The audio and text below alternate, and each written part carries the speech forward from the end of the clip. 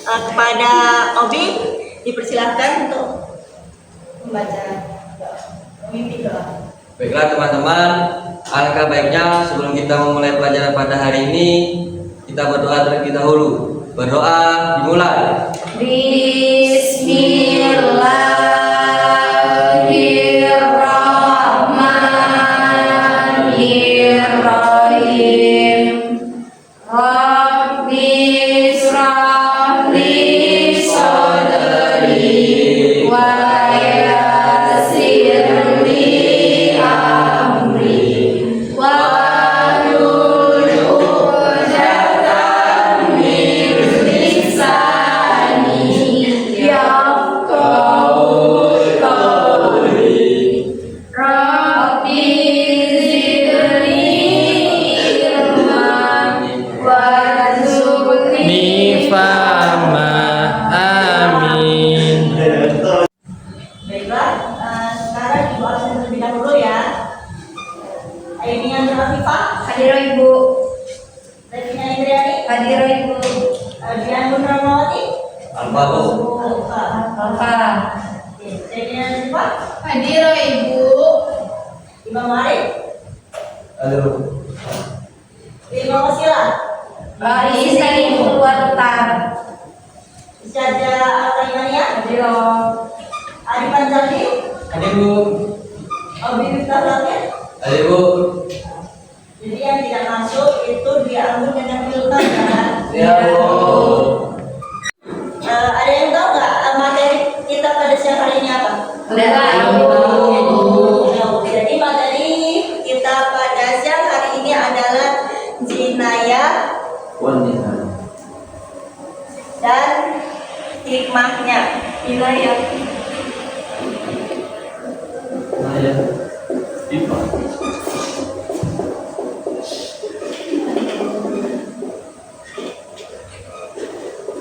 Ada yang tahu nggak apa arti jinayah itu?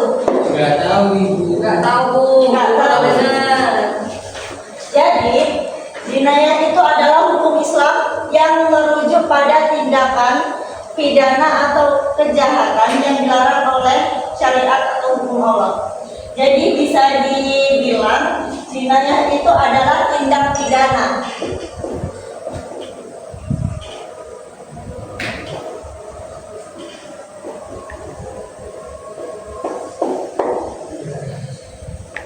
Pada jinayah ini terbagi menjadi 4 golongan. Yang pertama adalah pembunuhan.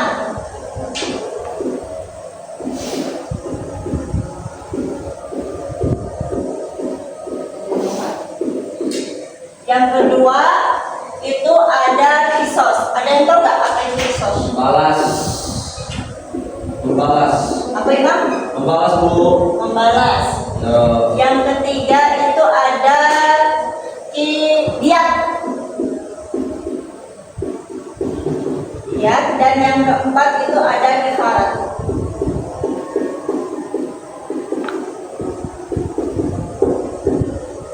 Agak ekstrim ini. Pada pembunuhan itu ada 3 macam pembunuhan. Sebelumnya ada yang tahu apa maksud dari pembunuhan? Apa arti dari pembunuhan? Baik, kepada saja. Pembunuhan itu merenggut nyawa orang lain, baik secara sengaja maupun tidak sengaja. Benar. Jadi pembunuhan itu ada secara bahasa itu adalah menghilangkan nyawa seseorang.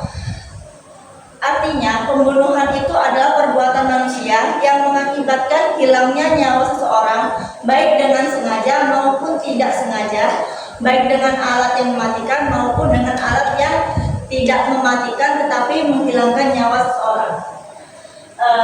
Kemudian ada 3 macam pembunuhan. Yang pertama itu adalah pembunuhan dengan sengaja, atau biasa disebut al-qatlu al-amri.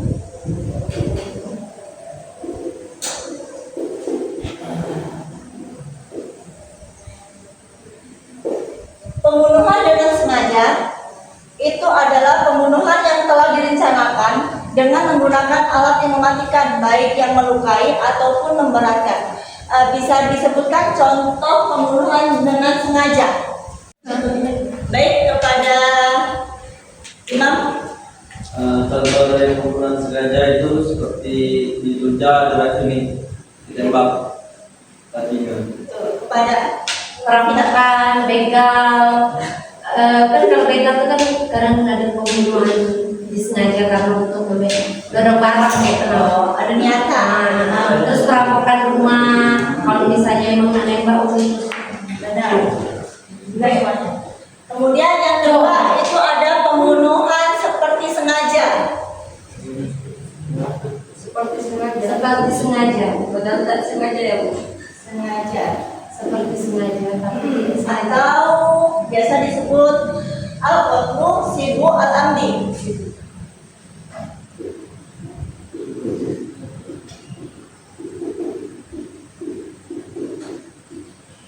Pada pembunuhan yang kedua ini tidak jauh berbeda dengan pembunuhan sengaja.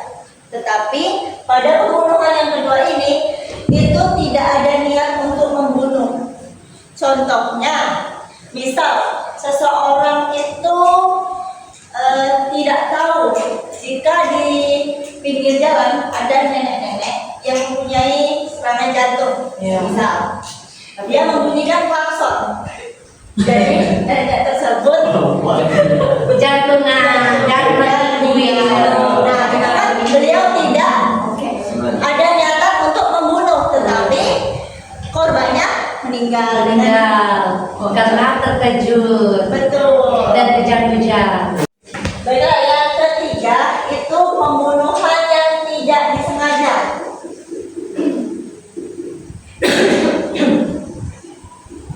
Tidak disengaja atau biasa disebut dengan al-qatlu al-qata.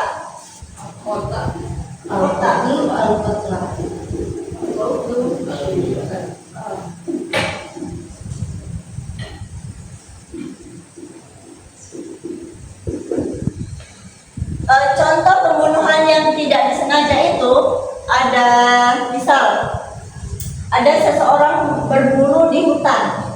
Dia ingin menembak rusa ataupun babi yang di hutan, tetapi Tertembak manusia. tertembak manusia.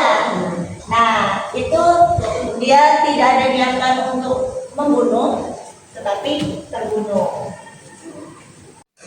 Baik, yang kedua yaitu hukuman bagi pelaku pembunuhan. Hukuman bagi pelaku pembunuhan yang disengaja itu pelaku tindak pidana pembunuhan yang sengaja adalah kisos.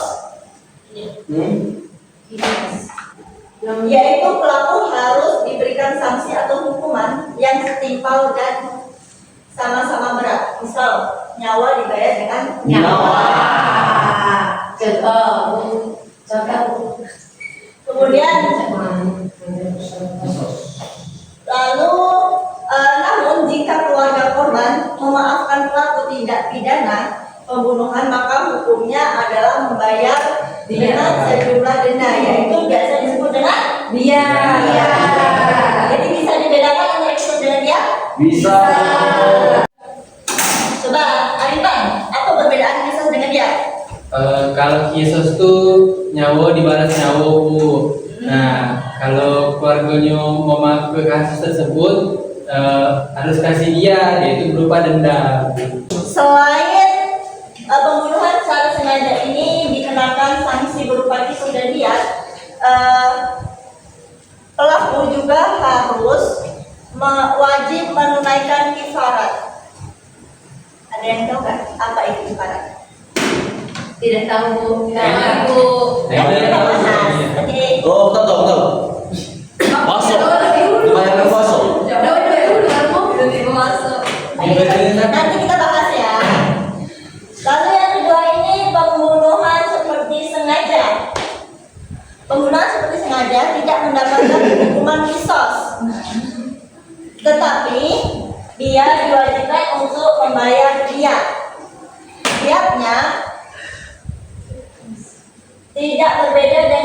pembunuhan seperti sengaja. Hanya dibedakan jika pembunuhan seperti sengaja ini bisa dilakukan bertahap selama 3 tahun, ibaratnya dicicil.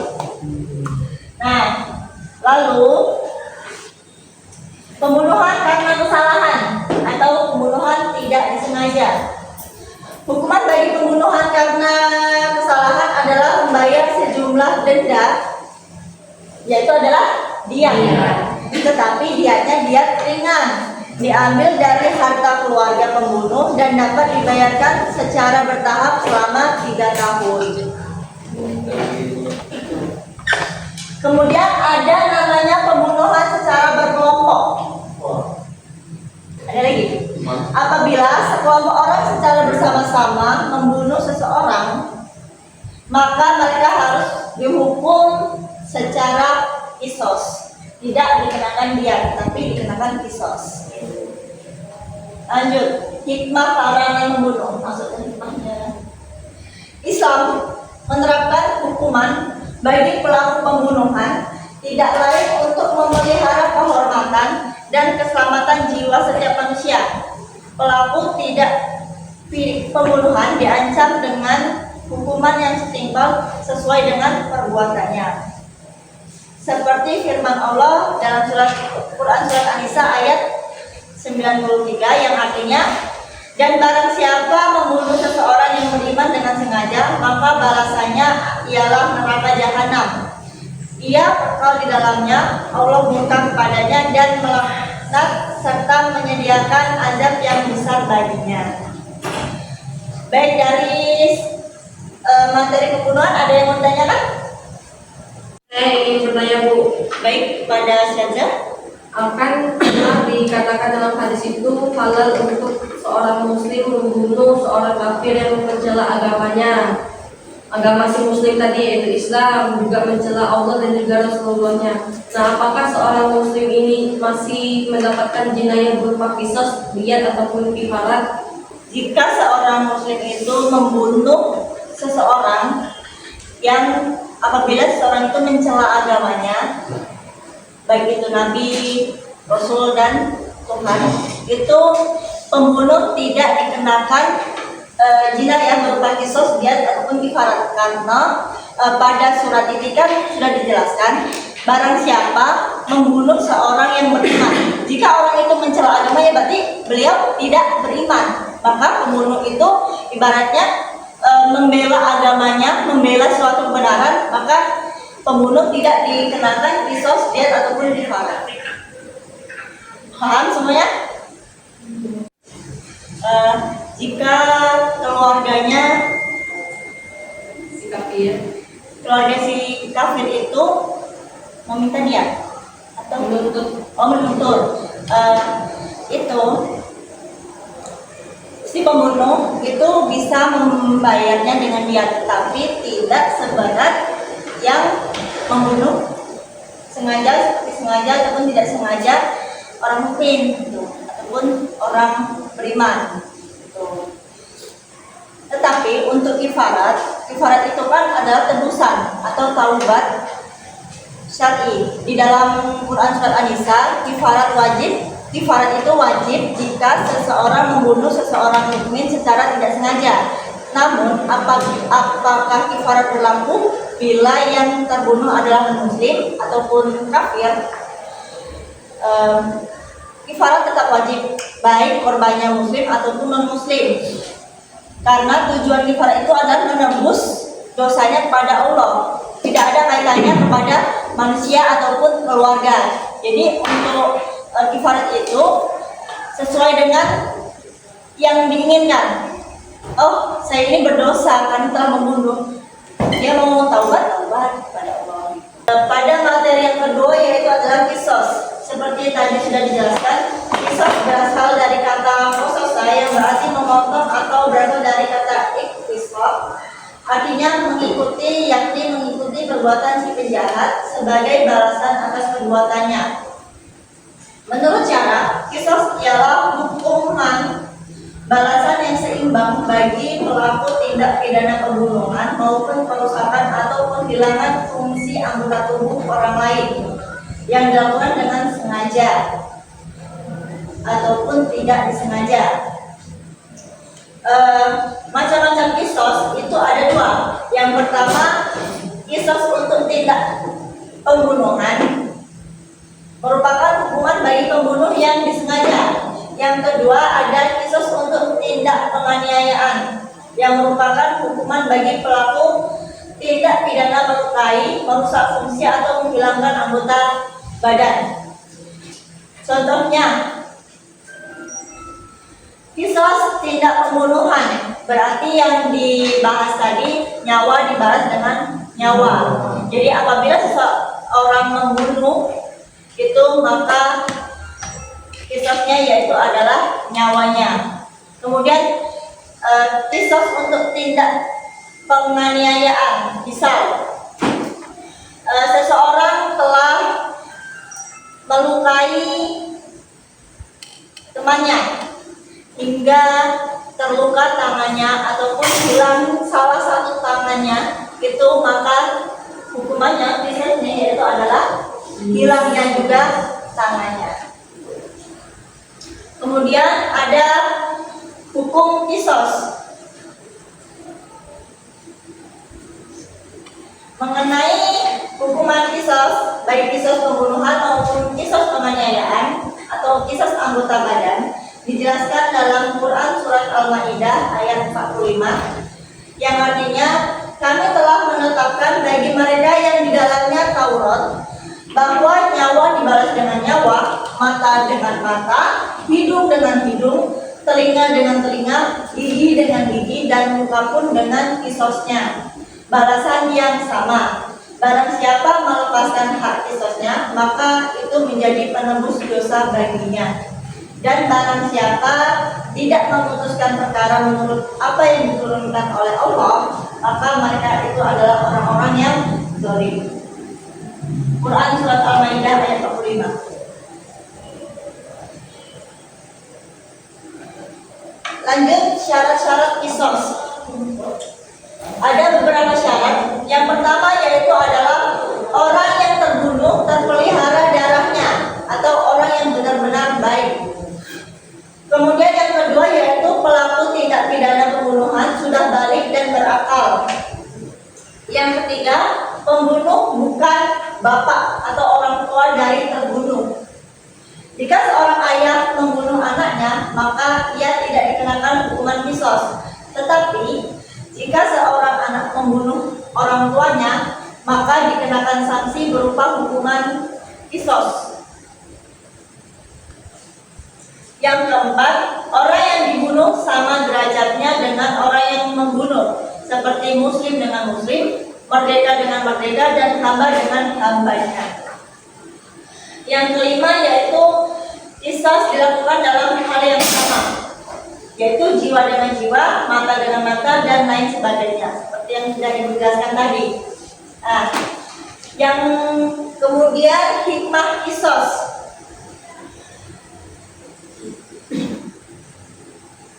Islam menerapkan hukuman yang berat bagi pelaku tindak pidana, baik tindak pidana pembunuhan maupun penganiayaan semata-mata demi menjaga kehormatan dan keselamatan jiwa manusia. Yang pertama, dapat dijadikan suatu pelajaran bahwa keadilan harus ditegakkan. Yang kedua, memelihara keamanan dan ketertiban. Yang ketiga, dapat mencegah pertentangan dan permusuhan yang mengundang terjadinya pertumpahan darah. Coba kepada Imam sebutkan hikmah kisos tadi. Adapun hikmah kisos, yang pertama itu untuk dijadikan pelajar bahwa hukum harus ditegakkan. Yang kedua, untuk menjaga keamanan dan ketertiban. Yang ketiga, dapat mencegah pertentangan dan permusuhan yang mengundang terjadinya pertumpahan darah. Baik. Jika dia mengolahkan yang pembunuhan seperti sengaja itu tadi adalah 100 ekor unta, yang seperti ibu jelaskan tadi ya. Nah, untuk dia mengolahkan yang seperti sengaja itu sama aja 100 unta, tetapi perbedaannya untuk pembunuhan seperti sengaja itu bisa dibayarkan 3 tahun secara bertahap-tahap atau berturut-turut. Jadi dalam 1 tahun itu sepertiganya dulu, kemudian sepertiganya hingga lunas ataupun terbayarkan 100 tentang tadi. Kemudian yang kedua yaitu diyat mukhafafah, yaitu adalah diyat ringan.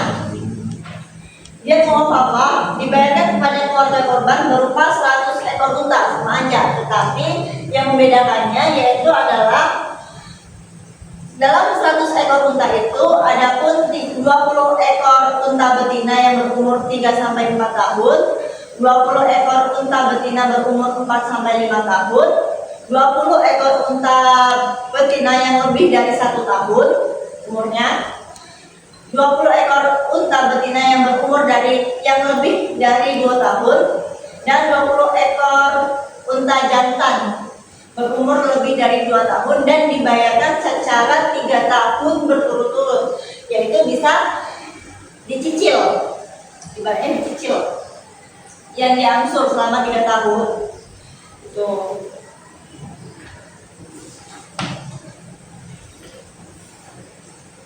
Kemudian dia karena kejahatan melukai atau memotong anggota badan, seperti hilangnya tangan, hilangnya kaki, telinga, ataupun anggota badan lainnya. Karena kepala telah mati ya. Mati, benar.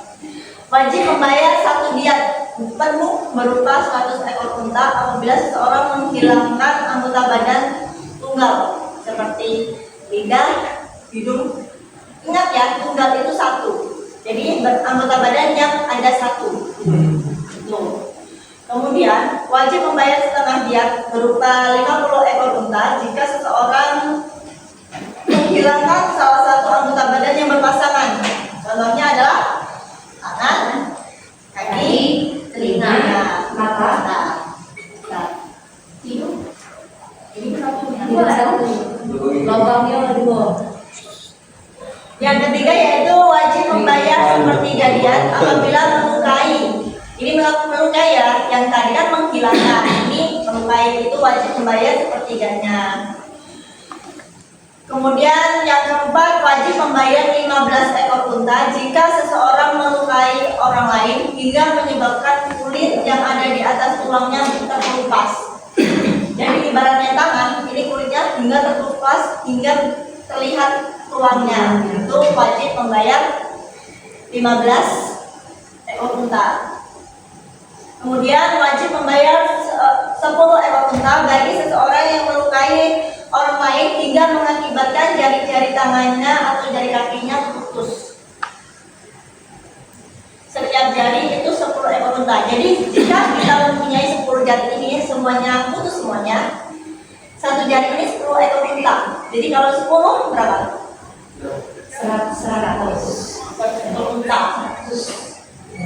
Lalu yang terakhir yaitu wajib membayar 5 ekor unta bagi seseorang yang melukai orang lain hingga menyebabkan giginya patah atau lepas. Jika gigi itu 5 ekor unta, jadi satu gigi itu 5 ekor unta. Nah, jika ada yang bertanya, Bu, bagaimana kalau misalnya tidak ada unta ataupun untanya terbatas, tidak ada 100 unta, Bu? Itu maka bisa dibayarkan dengan uang ataupun benda lainnya yang seharga dengan 1 ekor unta tersebut. Begitu. Hikmah diyat boleh dibacakan untuk Ainiyah. Hikmah terbesar ditetapkan diyat adalah mencegah pertumbuhan darah serta sebagai obat hati dari rasa dendam keluarga korban terhadap pelaku tindak pidana pembunuhan atau penganiayaan, yang mana dalam hal ini keluarga korban sebenarnya mempunyai 2 pilihan. Pertama, memilih kisos. 2, memanfaatkan pelaku tindakan pembunuhan atau penganiayaan dengan kompensasi pembayaran diyat. Betul. Jadi hikmah diyat itu adalah sebagai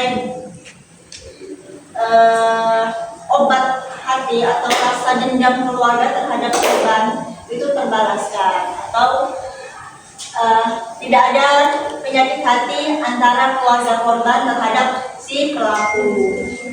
Baik, untuk lihat ada yang bertanyakan? Tidak, Bu. Enggak. Oke, sepertinya lusuh sekali. Kita break dulu ya. Ini 1, 2, 3, 4 tangannya dilipat, 5 dan 6 duduk dengan diam, 7, 8 lihatlah ke depan, 9, 10 belajar sungguh-sungguh. Oke, ayo kita bareng-bareng.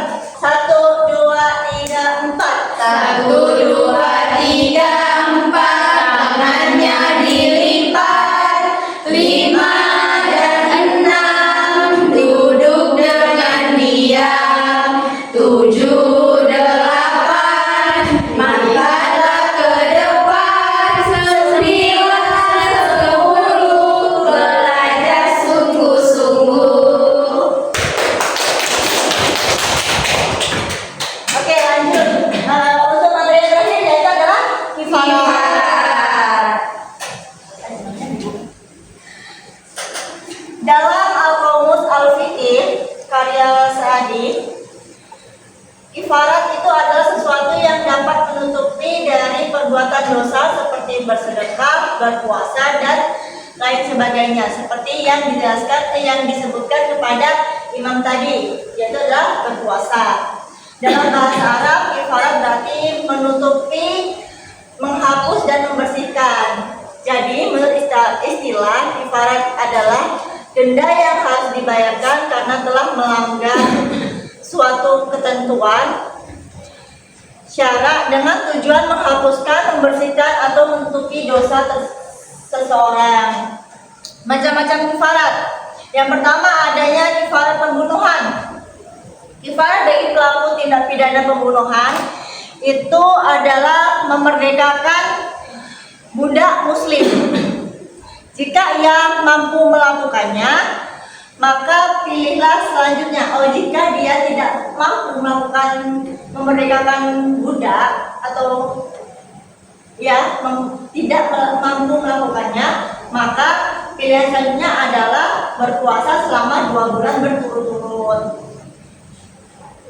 Kemudian adanya kifarat jihad. Jangan lupa dicatat ya. Yang pertama tadi ada kifarat apa? Yang pertama tadi adanya kifarat pembunuhan.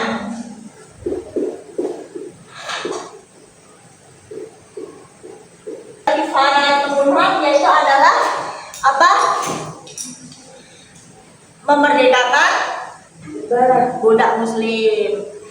Jika ia tidak mampu, maka harus berpuasa selama 2 bulan berturut-turut. Kemudian yang kedua yaitu adalah kifarat zihar.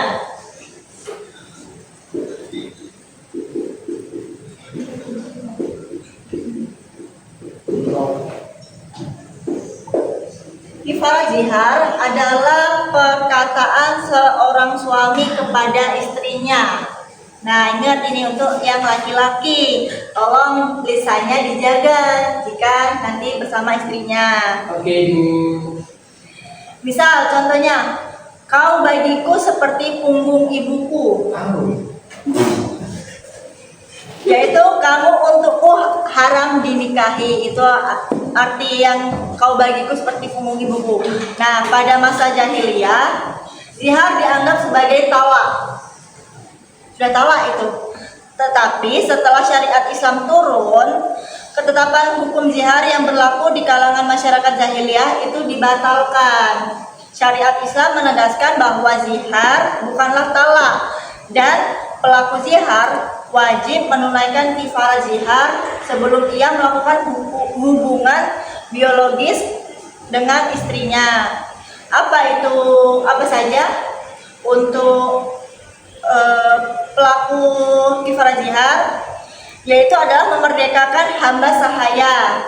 Jika ia tak mampu melakukannya, maka ia beralih pada pilihan kedua, yaitu berpuasa selama 2 bulan berturut-turut. Itu kifarat zihar. Jika ia tidak Jika ia tidak mampu berpuasa selama 2 bulan berturut-turut, misal seseorang itu sakit, suami itu sakit, maka ia tidak bisa berpuasa selama 2 bulan berturut-turut, maka ia wajib memberikan makan 60 fakir miskin. Yang ketiga yaitu kifarat melakukan hubungan biologis di siang hari pada saat bulan Ramadan.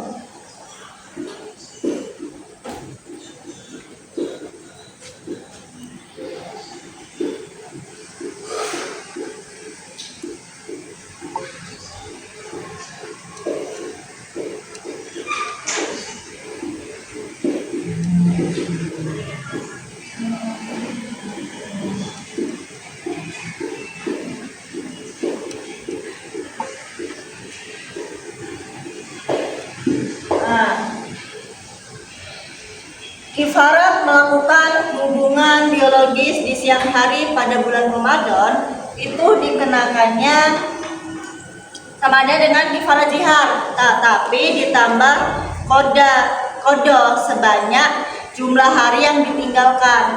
Misal ia melakukannya selama 2 hari, berarti kodonya ditambah 2 gitu. Kemudian yang keempat kifarat karena melanggar sumpah. Puasa 3 hari. Apa? Puasa 3 hari. Nah, untuk melanggar sumpah itu misalnya seseorang bersumpah atas nama Allah, kemudian ia melanggarnya, ia akan dikenakan memberi makan 10 fakir miskin. Apabila ia tidak bisa, benar seperti imam tadi katakan, ya diwajibkan baginya untuk puasa 3 hari berturut-turut. Kemudian kifarat ilah. Yang kelima, ilah. Ada yang tahu apa itu kifarat ilah? Tidak, Ibu. Kifarat ilah ialah adalah sumpah suami untuk tidak melakukan hubungan biologis dengan istrinya dalam masa tertentu. Semisal perkataan suami kepada istrinya, misal, demi Allah saya tidak akan menggaulimu. Nah, itu dikenakannya kifarat ilah.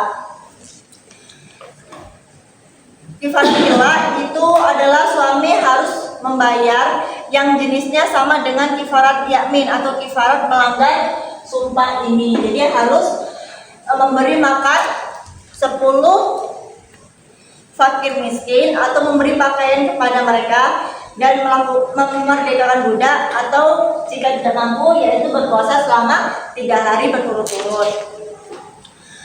Kemudian ada kifarat karena membunuh binatang buruan pada saat berihram.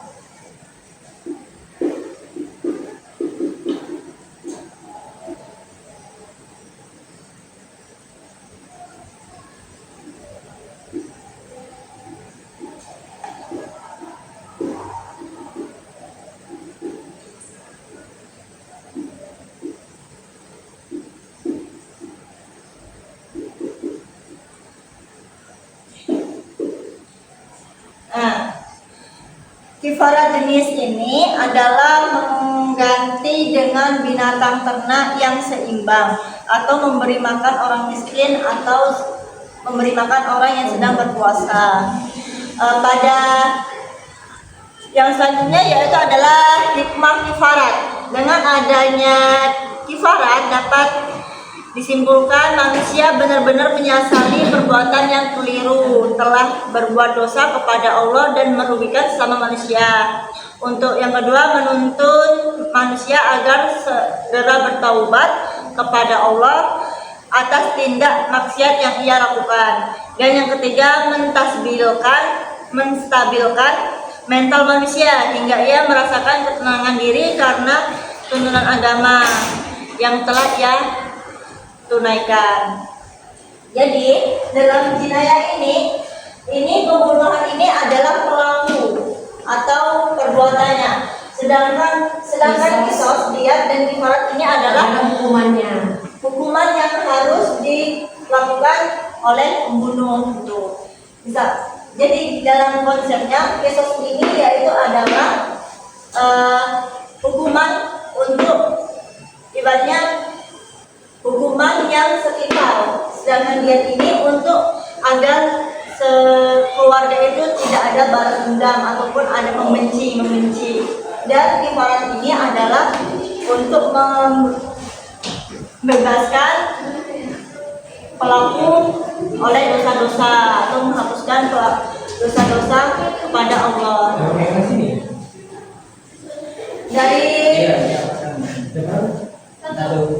Dari semuanya ada yang mau ditanyakan? Tidak ada. Sudah paham semuanya?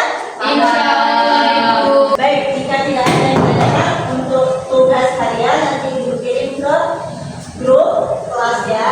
Nanti dikerjakan dan Ibu buka. Baik, sekian materi dari Ibu. Bila ada salah kata, Ibu mohon maaf. Ada Allah yang mohon maaf. Untuk penutup pelajaran pada siang hari ini, kepada Imam, mohon untuk memimpin doanya. Baiklah kawan-kawan, sebelum kita menutup pelajaran kita pada siang hari ini, baiknya kita tutup dengan hamdalah. Alhamdulillahirabbil alamin. Ibu akhirin, assalamualaikum